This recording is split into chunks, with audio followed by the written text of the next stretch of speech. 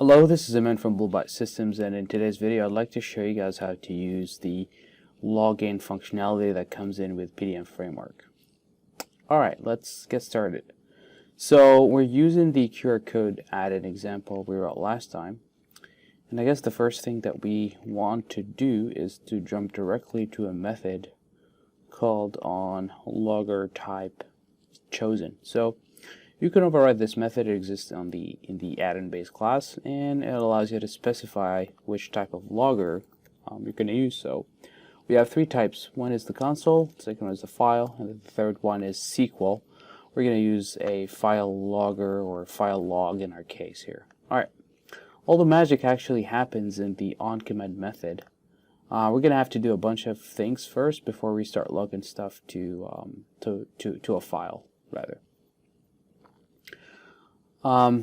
Let's first define two things. The first thing is the log folder. Since we're going to be logging things to a file, we need a location to save that file to, and the actual file name of the log.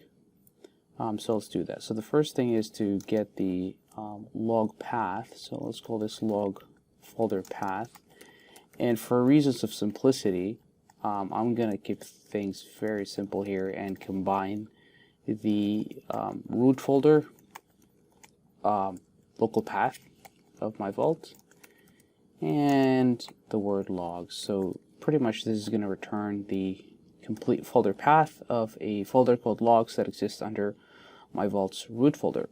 And then let's get the log folder, which is the IEDM folder 5, since we're going to be adding a file later on. We'll just do this vault.try_get folder from path, and I'll just supply it with the log folder path. And this method, try_get folder from path, is actually an extension method that comes from the extension library. It's not part of PDMFramework. So now that we have that, let's just define a log file name. Keep things very simple here. Call this log, and we'll just give it a unique ID, and that unique ID could be just a GUID toString. There you go. Dot. We want it to be a text file. Now there is a property called logger that's just an add-in base, and this is the logger that we get. This is the object that we're going to use to log things to in PDMFramework. So first thing we do is we set the output location, which will be here log folder path, and then we can simply call on logger again and initialize, and this would allow us to specify the add-in identity if it's a task or if it's an task instance, and if this was a SQL logger, then we'll have to specify the connection string here. Obviously, in this case, I'm just going to specify an empty string. Now, after we did all of these housekeeping items, we can actually start logging. So in order to log something to this log file, we'll just have to call on the method log_to_output. And we have to provide it with a log file name and the actual value that we want to log. So that's pretty much really it. There isn't much to it than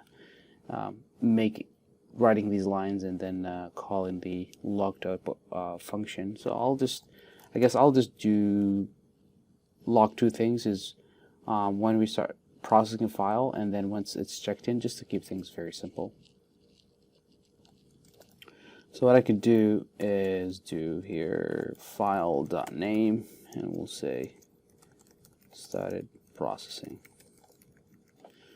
We'll just copy this and then scroll all the way at the end. I guess here there are two spots where we actually check in the file. So we'll say here, we'll just copy this, I guess. So this is where we add the file. We actually update an existing PNG file. So we could say here updated. We don't need to specify the identity, updated PNG. we can go down here and put it here as well, and then instead here we could say added PNG and checked it into the vault. Awesome. We can also add some login statements here for when things are erroring out, but we don't really need to do that. At the end here, we're going to add the log file to the log folder. So I'll just do a null check here for the log folder.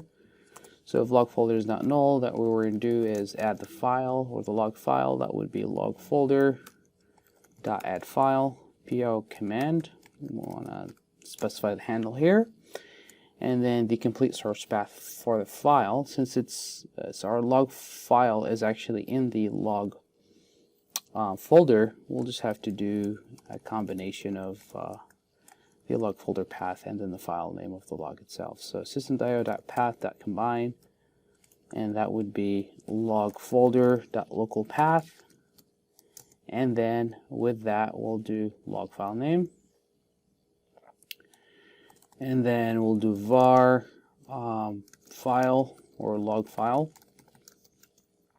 This would be this vault get object.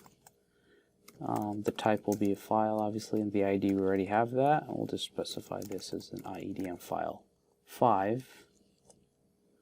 IEDM, sorry for the typo there, and then we'll just log it into the vault using the unlock method. So how do we log it into the vault? We use the or check it into the vault, sorry. We use the unlock method. We'll just do here PO command. We'll just specify the parent. Any comments here, I'll say added by QR code added. Awesome.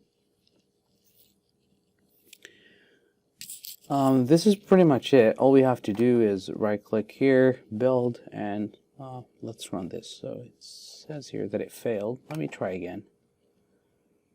Build succeeded. Let me jump to my CLI and then start. Let me just delete this quickly. Yes. And generate a QR code image.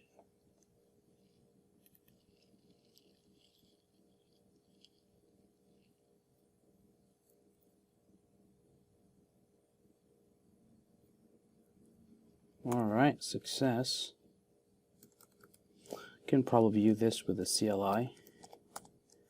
So go up one level, go up one more level, and then I'm gonna have to cd to my log folder, and then maybe I can do a directory to see all the files. We've got 2 files.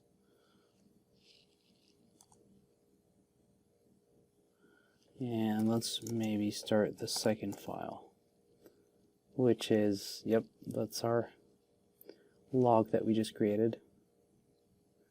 And it says start processing and then added PNG and checked it into the vault. Awesome.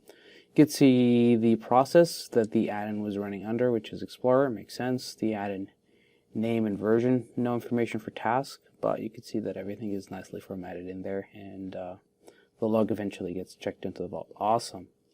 Cool. So yeah, this is pretty much how you do login with the PDM framework. Pretty simple for text file. We'll probably do a couple more videos on how to use the console one and then the SQL one. Thanks for watching.